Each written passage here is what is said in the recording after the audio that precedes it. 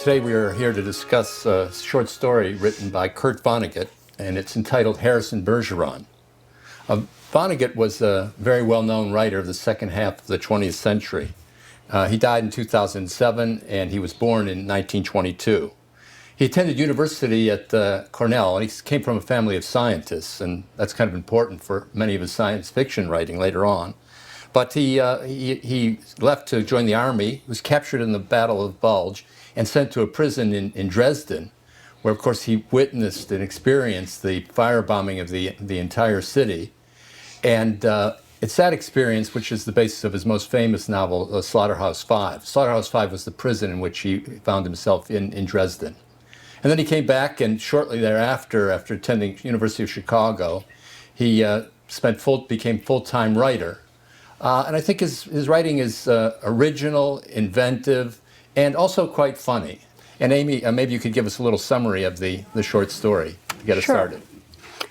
This satirical work of science fiction takes place in America in 2081, when everyone is finally equal, not just before the law or before God, but equal every which way. Because human beings are not created equal, it is the work of the government to make them so.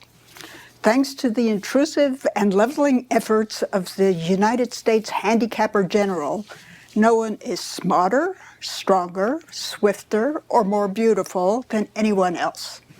The thinking of smart people, for example, is regularly interrupted with dreadful noises going off in their heads.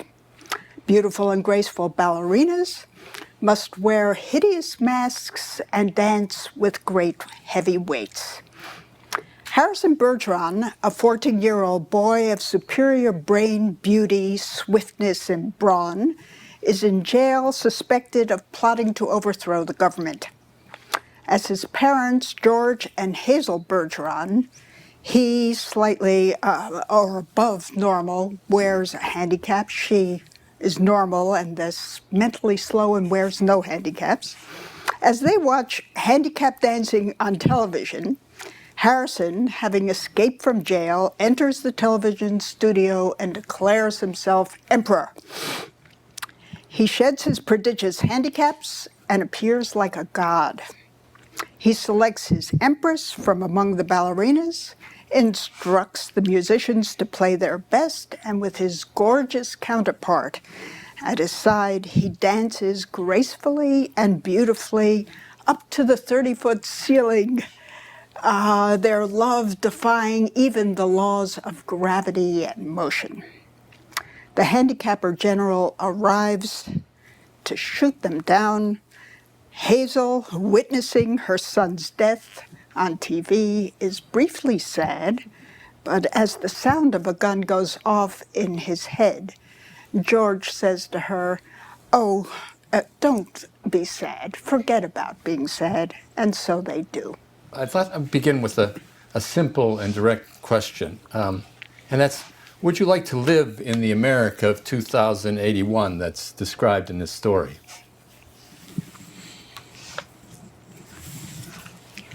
No. No. Every good and worthy thing is missing from it. There's no aspiration, there's no excellence, there's no love, there's no family. I mean, at the end, you see a kind of destruction of the family. Every good thing other than a certain kind of equality.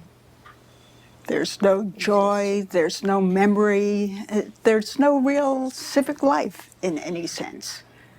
Well, I suppose you could say there seems to be no crime or violence other than that comes from the right. Handicapper general. Yeah, I mean, I'm not going to disagree with you, but let's at least mention a few things. I mean, there are no people worse off than anybody else. There is no envy. There is no resentment.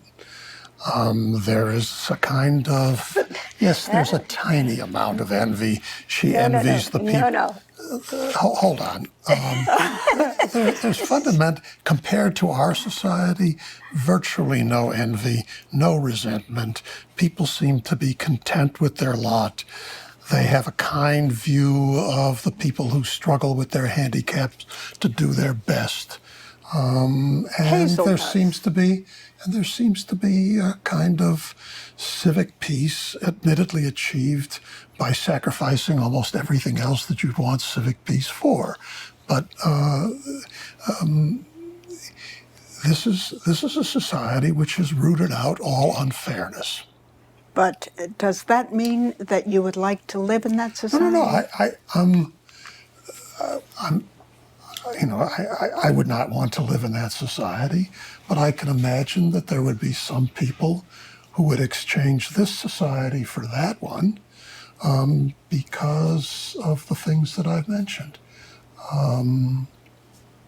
A certain kind of low level of contentment, a certain kind of civic peace and order, and no reason to feel bad about yourself, no self-hatred, But it's utterly no lack of self-esteem. dehumanized.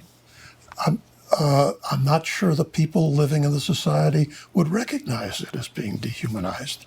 There might be a kind of very low level, to us, dehumanized way of living. I actually think that's wrong in terms of the story itself. Yes, a kind of civic peace, but I don't think that this is a society without envy. In fact, this is a society that is founded upon envy as a political principle. And even though it's founded on that as a principle, the people that it's supposed to benefit still feel envy. So the first thing that's really said about Hazel is that she's envious of the interesting noises that are going off in her husband's head. A little bit envious. Yes, Not but much. in other words, even when you have done everything to try to do away with these natural inequalities, that kernel of envy still remains. Yeah, but she says to him, look, I wouldn't mind if you're better than me. Just take off these weights. I wouldn't mind if I was not equal to you for a little while. That's Right, not... and he says we can't do that so that we don't go back to the bad old days. So that even, in other words, this is a regime that is supposed to be calibrated to Hazel and her sort of wishes and desires. And it seems to me she herself is not satisfied with this order. I think But that's- she's not, you can't say that she's actively dissatisfied. Well, She's a no, little bit she's not sad. capable of much, but even her aspirations, she says, I think I'd make a pretty good handicapper general.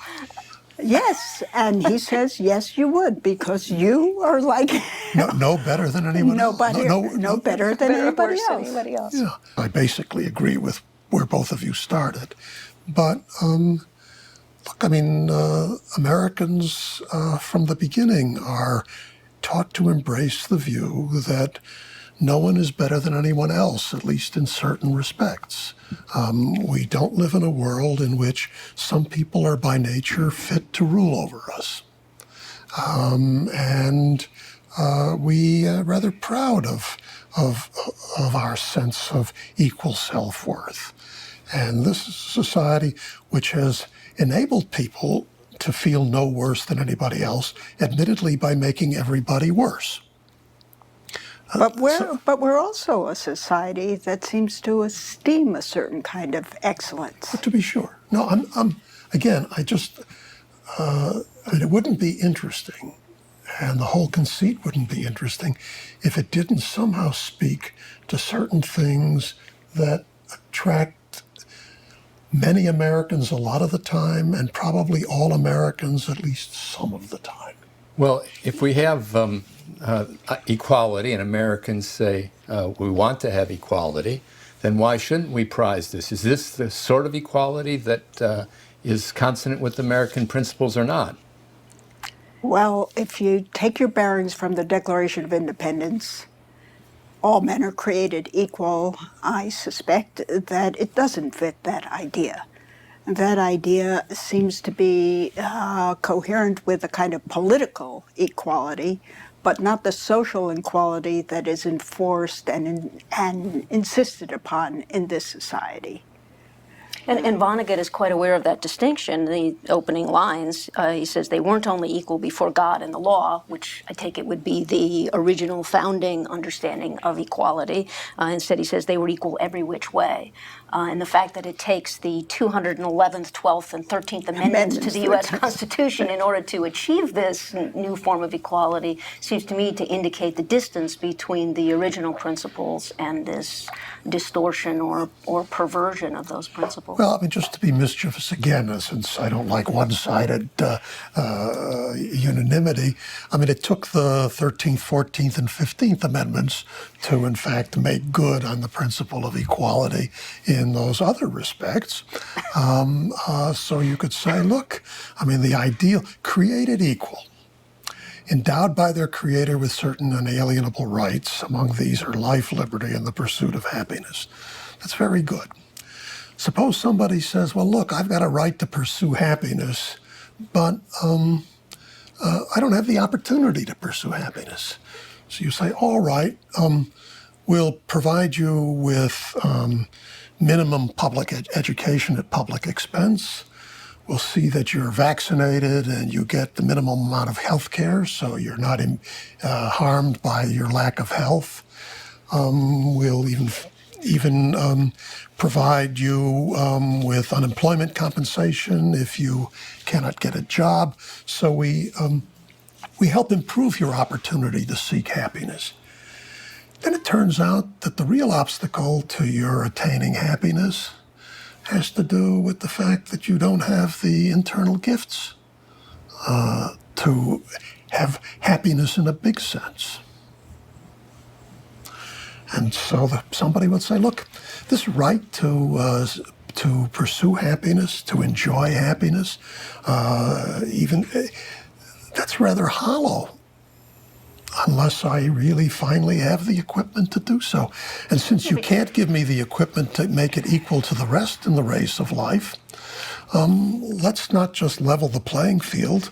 Let's level the players. Let's eliminate the game. And we can all go about our business and watch handicap dancing on television. That would seem to me to raise interesting questions about what is that internal equipment that might be necessary for happiness. And actually the things that are gone after here, these natural inequalities, I think you could argue that those in fact are not the foundation of happiness. In other words, it's not beauty that supplies happiness or smarts. It's not wealth that supplies happiness. That whatever those internal qualities are, those in fact are available to the average as well as the extraordinary. I mean, it would the principle you set up might be a noble one, but let me challenge you. I'd say that equality of opportunity, even though you might bring people up to bring in the race, is really a soft name for inequality. Equality of opportunity means you start at a certain point.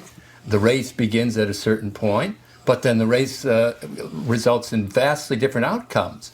And that seems to me would be the original meaning of equality. It's a kind of soft name for inequality. It's almost an aristocratic principle, I would say, or at least it allows for great differences. I'm not sure that all Americans accept that. A large number of people in Western societies are sliding slowly towards the other view, that it's the equality of result which is important. And I think that this is what this story in a way points to, that we at some point, slowly, but at some point, 200 amendments down the line, you're going to get there unless you realize the different character of those principles. And then not only the different character, because it's one thing to say it's yours by tradition, you would have to say why one is better than the other. That still remains. Just because it was the original one doesn't mean it's the good one. Well, look, sorry, go ahead. Did you want to say? No, I was just going to, in a way, restate that. I mean, in the original conception, equality is linked to liberty, and so long as you have liberty, you will have to accept a fair measure of inequality of result. Well, look, I take your point, and I agree with it. But look, America is more than the Declaration of Independence. America is also the Puritans and the Mayflower Compact and the Christian tradition. And that gives rise to some view of justice as well as liberty, not just liberty for all, but justice for all. And then there is a whole other strand which is not so much political, but is sort of social cultural, which is the kind of love of equality that Tocqueville talks about. But Tocqueville poses a rather stark alternative. You could have an equality that really lifts the human spirit, which is really consonant with or goes along with freedom. Right. Or you can have an intrusive government, a benign bureaucracy or benign tyranny, if you push the kind of equality which seems not to go hand in hand with freedom. I don't think this story is an accurate caricature, and it's really, I mean, it's in a way cartoonish in its presentation. We don't really get deep presentation of the characters, but as a cartoon, it's not the America we know today, for the most part. I mean, we still esteem excellence, we still resist the intrusiveness of government, but there is a way in which the slogan of equality and the banner of equality attracts many, many followers. What is the demand for social justice, if not the attempt to root out the invidious inequalities, the seemingly unmerited and unfair inequalities under which many of our fellow Americans suffer? And to that extent, I mean, I think there is a tension, really, between the love of freedom and the love of equality, even if to begin with, the kind of equality we were talking about was equal liberty. Well, this does bring us then, I think, directly to the question of Harrison Bergeron himself. Do we, the readers, want him to succeed? And by succeed, I mean not just to throw off this oppressive order, but do we want him to be able to display his excellence or not? And also to get the most beautiful girl. He ends up with the most beautiful girl. Do we like seeing everything go to this person? Is that our idea of what's just or fair? And if we don't like that, if we secretly believe that that's unjust, then I think Leon's pointing to a real problem. Maybe we're not as devoted to this idea of liberty as we think. What do you think? Do you cheer for him? Well, I'd give him a couple of cheers. Yes. Harrison Bergeron seems to stand for the rule of the best in the name of excellence, and insofar as I esteem excellence, I would like him to succeed. I would like to watch beautiful ballet on television instead of handicapped ballet. And yet, there's an aspect of Harrison Bergeron which you certainly can't cheer for. What's the first thing that he says when he comes in? I am the emperor. And you're all going to do exactly what I say. And you're going to do exactly what I'm saying. And if you do that, you'll become a duke or an earl. So he plans to establish an equally intrusive kind of government, only it's going to be his rule. And that I object to, of course. Well, I'm not sure it will be equally intrusive. I mean, it will be the reinstitution of aristocracy. Well, even more than that, I think. It's not simply the best, but he's going to tell you. He seems to be directing what is the best. Yeah, well, I mean, I think Amy's formulation I like very much. Granting Diana what you said before, that the virtues of brains and beauty and brawn are not necessarily wisdom, justice, courage, moderation, and the like. Nevertheless, there's something grand about him. And you have a tiny clue as to what he stands for when he declares himself an emperor. And he jostles the musicians and says, play your best. He plucks them up. He jostles them, but he doesn't want mediocrity. And he will reward excellence. I don't, being an American, I'm not in favor of monarchy, never mind tyranny. And I'm not in favor of aristocracy. but I do admire excellence. And while I wish that he had come to the throne and liberated everybody else so that everybody could sort of pursue this, and he became out as a champion of freedom, nevertheless, I sort of cheer for him with at least 2 cheers. He and his partner defy the laws of gravity and dance to kiss the ceiling. In a way, that's not human excellence, that's supernatural, because real ballet depends upon gravity. I mean, you can't sort of try to escape to some other place. And the story seems to suggest you've either got everybody squashed down to the floor where gravity and where the state holds them even lower than gravity would, or the only possible alternative is this kind of inhuman escape. It seems to me the truth is somewhere close to the way we now live, where all of the full range of human possibilities are there, partly weighted down with cares and failure, but with the real opportunity for a human success. Well, that's a very nice point. Your point is that while he, in some sense, instantiates a kind of excellence, it is a suprahuman excellence. So he is no more human than the people that are weighted down with birdshot. Leon suggested an alternative that's not available in the story. You have a full enemy of this order, of the Order of America 2081, in the form of Harrison, and then you have the order, and the two can't live together. So you either have to choose one order or the other. And from what I heard from your answers, you really didn't like either one. And we haven't seen the 2082 of his regime, but would you be happier in that one with the emperor and the empress, and the emperor getting everything and dictating? That doesn't sound so nice either. Yeah, I agree. It doesn't sound very nice. And in fact, even if he does rule in the name of excellence, we have no idea whether he's wise or really virtuous. He's only 14 years old. I mean, give him a break. This is true. You wouldn't be willing to accept this for the return of beauty and eros and Thumos. aspiration, Right. all of these things that come back into the world with Harrison. So, And then we could, eventually throw off that monarchy and reinstate the original Declaration. But it seems to me a step in the right Diana, direction. I appreciate the artistic, romantic side of his soul, but there is no evidence that he's a wise person.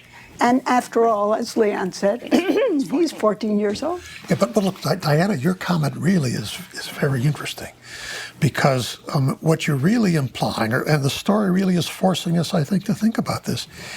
Isn't there really a deep tension, not only between the love of equality and the love of liberty, ultimately, but isn't there a deep tension between the love of equality and the love of excellence? And that if you care about excellence, maybe you're sort of longing for some kind of aristocracy, which when you got the aristocracy, you'd want to overthrow again to produce a kind of democracy, which would then slide back down into this kind of low mediocrity in which we'd have to hope for some kind of, unless you want to say there's a third alternative that's not in the story, the defense of which we have to give, which is equality rightly understood with opportunity for excellence built in. I'm not so sure it's simply easy to do in our circumstances. Do you think that our circumstances disallow for that kind of inclusion of both equality and excellence? Or use other words, democracy and meritocracy. Yeah. Certainly that seems to be the founders tried to articulate a regime in an argument that democracy is the only true meritocracy. But a lot of the meritocracy turns upon unmerited gifts. I mean, someone is born very, very talented, and intelligence in today's world is probably worth a lot more in the contest of life than it might once have been in a cognitive society. Some people are unmeritedly gifted with good parents. Or with good health and so on. And a lot of what we call meritocracy is, in fact, not squandering and making the most of things which you got not because you were worthy, but because you were lucky. Well, do you have a right to your own talents? Do you own them individually? Or the fact that they have come in part by accident, does that mean that society has some claim over them, to divide them, to parcel them out, or at will? So who owns this lucky accident? I think maybe rests at the heart of your question. Well, there used to be a kind of understanding that these gifts came from God, and therefore that you had an obligation to use them well and to put them at the service of your fellow man. I mean, maybe we've lost some of that sort of sense. Yeah. I mean, if the question is, who owns my body and its innate talents? Yes. As between me and you, Jim, I own it. And as between me and the government, I own it. But I don't really own it in any sort of deeper sense.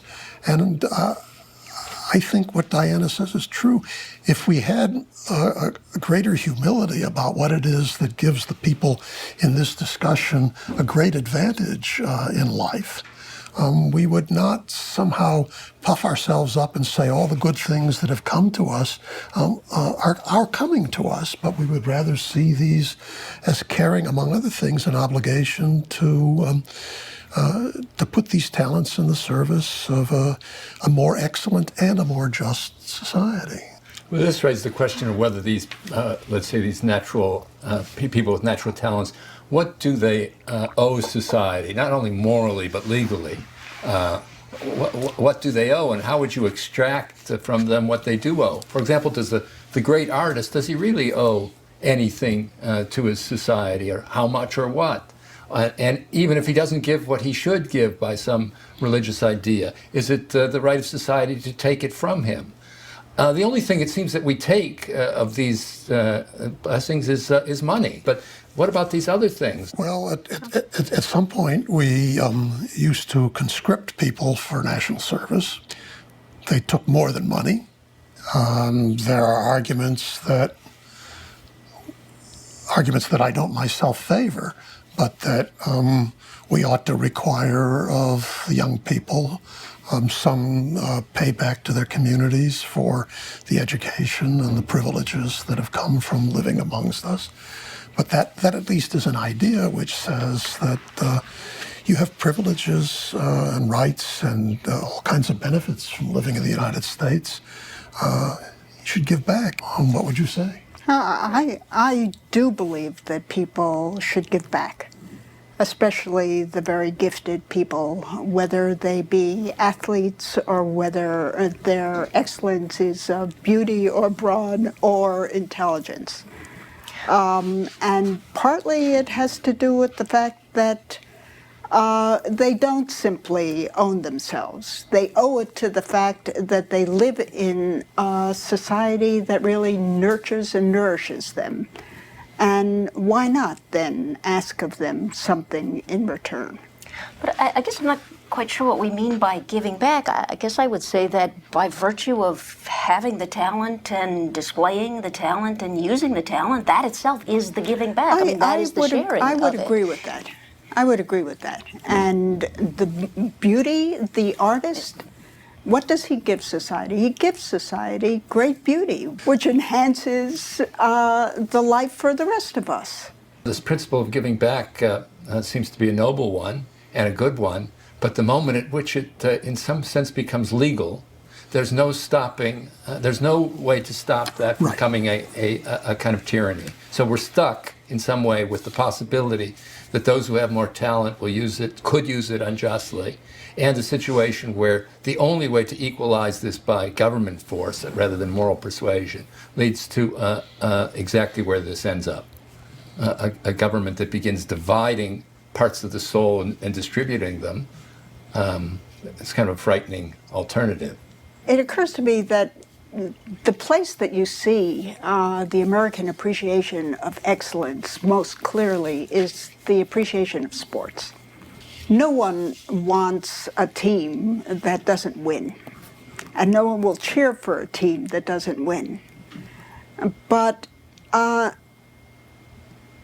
if you ever listen to any of the talk radio shows about sports, people call in, and though they themselves cannot do it, it doesn't produce envy of the great athlete that can do it, but they all pride themselves in becoming experts in baseball or in basketball. Even the non-excellent benefit from excellence by identifying with it and making themselves authorities of one form or another. yeah, or vicariously participating Yeah. in the triumphs. That's true, but that's not the same thing as a kind of force of service. That's closer to, I think, Diana's point, that let people be excellent and everybody else will be benefited, will benefit from it. I mean, it's in a way the correlation between genius and taste, right?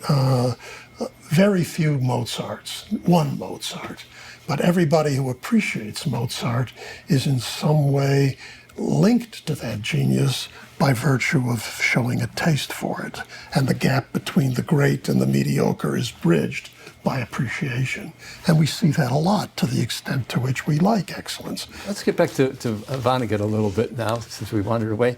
What, without going into too much into his psyche or anything like that, what do you see as his point in writing this story? I did come across a little quote from Vonnegut where he indicated that the feelings that he put himself in touch with while he wrote this story were the feelings that he himself experienced as a boy in high school. And he was not part of the in crowd. So in other words, as a young person, he was very aware of these feelings of envy and really tapped into what might motivate both Hazel and Diana Moon Glampers. It seems to me, though, then that also as an adult he must have gained some sort of perspective on those feelings, and so that he really is writing a kind of dystopia. What political order would look like when motivated by envy. If we take his socialism seriously, he's trying to show you that a socialist dystopia or a socialist society would not necessarily look this ridiculous. Right, because socialism would be motivated by some understanding of social justice. Exactly. And I don't actually see much of a real concern for social justice here. It does seem to be just this hatred of excellence. Sometimes authors write a story with one intention and the story that they produce gets away from that intention. I don't think anybody reading the story today would say, here's Vonnegut caricaturing those people who say this is what socialism will look like, boys. That's what you people think, that's not socialism. But that's not the story we have, in a way. I mean, the story we have shows how the love of equality destroys all possible human excellence and produces souls without aspiration or longing, no love, absolutely dehumanized people, as Amy said. And I think that's the story he's produced, and it should be chastening for us lovers of equality in whatever degree to wonder about whether the praise of equality in this day and age wouldn't, in a way, lead us to countenance this unless we were careful. Another way you could approach this, one thing we didn't mention, this is a TV-addicted society. So if you keep that in mind, this could be read as a kind of cautionary tale. America has become more and more TV addicted since 1961. And that produces a kind of deadening, a kind of weighing down. And in that sense, maybe he has in mind some kind of cautionary tale with respect to that. If you're going to become addicted to TV, you're going to get desensitized human beings whose attention span is 20 seconds. Yeah, I was Yes, just, go ahead. I mean, I didn't quite know where to put this in, but it might be worth pointing out that the handicapper general doesn't actually succeed in establishing equality. Everybody knows that those with the ugliest masks are the most beautiful people, or those carrying the most birdshot are the strongest people. So in other words, the extent of the handicap reveals the extent of the human excellence. And that again brings me back to the notion that this is not really equality, but or it's equality as fueled by envy, so that the point is almost as much to humiliate the excellent as to equalize them. So it does seem to me like an adolescent revenge fantasy, you know, that and then a kind of, you know, here's the disaster that would result if you actually acted upon that passion. Would we feel as badly about this society if they chose to equalize the people by bringing the bottom up rather than bringing the top down? What if we leveled up in a very benign way? Instead of manipulating genes, just alter the food supply or recommend a certain kind of diet for all pregnant women so that the next generation through diet will have all the benefits of intelligence and brawn and so on. You know, some people are born with wonderful teeth and don't get cavities. But we now fluoridate the water so that everybody can have teeth that get fewer cavities. That's small change compared to the things that are talked about here. Let's assume you really could lift up without coercive means. Do we have objections to equalization of talents as such? Do we like the fact that some people are really vastly more gifted than others? Or would you like a world in which everybody starts not only on a level playing field, but with the same internal equipment, and then you'll find out what they'll make of themselves? And the internal equipment includes, by the way, not just smarts, but drive and desire and will and those sorts of things which make a telling difference with respect to the result. I mean, this brings us to the point where we're asking, is there such a thing as nature? Some limit but beyond which, even if we wished, couldn't happen without changing nature. Yeah. And it does seem to me that nature gives us these differences, or at least some of them, which can't be ever eradicated. And that to alter this is might be a hope that someone has in a fantasy, but which would fundamentally change everything we know about human beings and society and the world we've come to know. It's almost a vain exercise to speculate. If I had to choose, I'd say no, I prefer to keep the world we live in than that. But I don't think we'll ever have that choice entirely. My sense is if you leveled up, we would run into the same problems that we have. And you would very likely run into many of the same problems that exist here. Because you're not going to eliminate luck. And you're not going to eliminate without envy. doing exactly what Jim was suggesting, really transforming human nature altogether. Well, and then you're going to end up with inequalities. right. Actually, I mean, this reminds me that something that hasn't really been stressed, and that has to do with, I mean, George says, if everybody stopped obeying the law, then we'd be back in the dark ages of competition. And there are parts of American society where competition is a dirty word, though for the most part it's still celebrated and encouraged. Can one have real excellence if one doesn't have competition?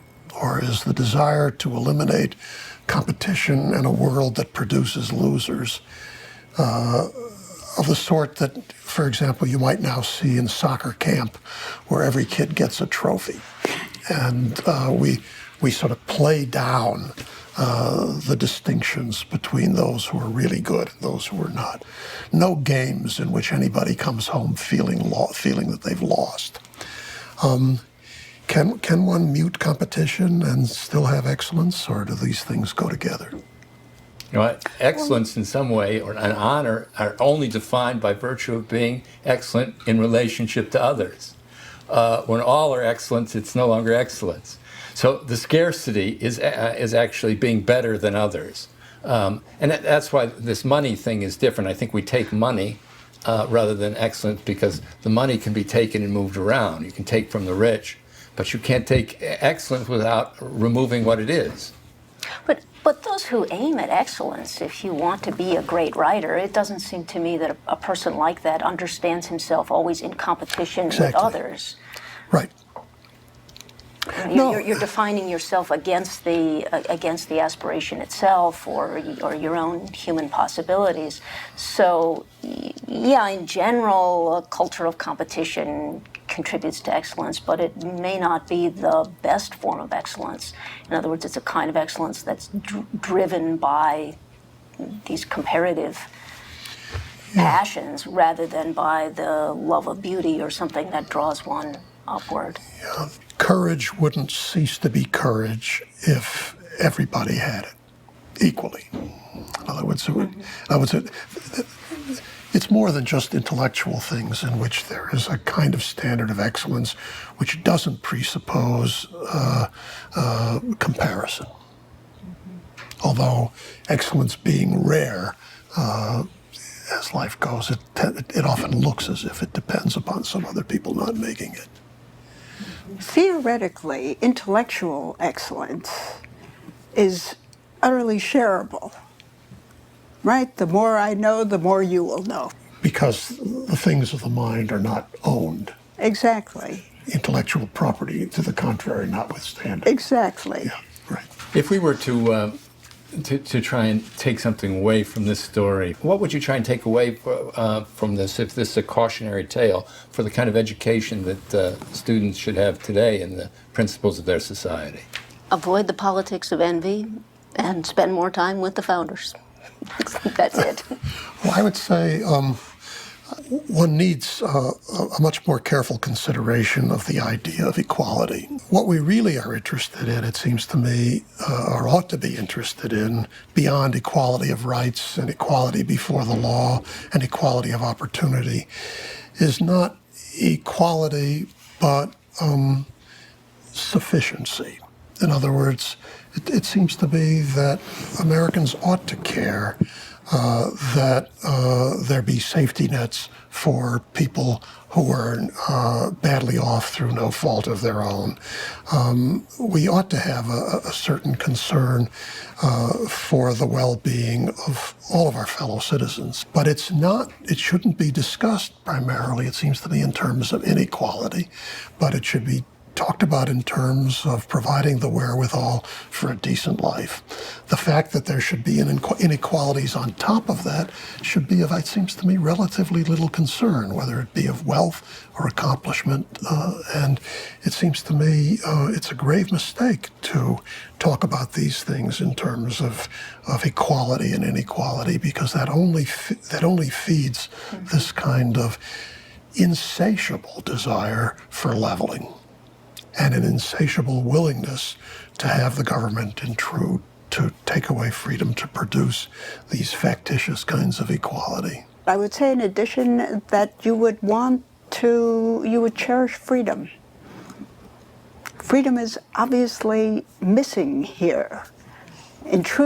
Government has become very intrusive, and government has become very intrusive precisely because they're trying to level the ground. Or, if you follow Leon's argument, eliminate the playing field altogether. No winners, no losers, and so on. I would read it as a cautionary tale, and it makes you think very seriously about how much government you want intruding in your life. On the one hand, and on the other hand, think more seriously about the freedoms that we have. It seems to me one needs a kind of full-throated defense of real excellence without embarrassment. It can be done in a way in which it can gain, I think, the admiration and respect of of a larger group of people than is now thought possible. Just as there is respect for real excellence in sports, we could in a way encourage genuine excellence in these other areas and not be embarrassed by it. Well, I'd like to thank our participants in the discussion today, Diana, Leon, and Amy, and I'd also like to thank our audience for watching this today.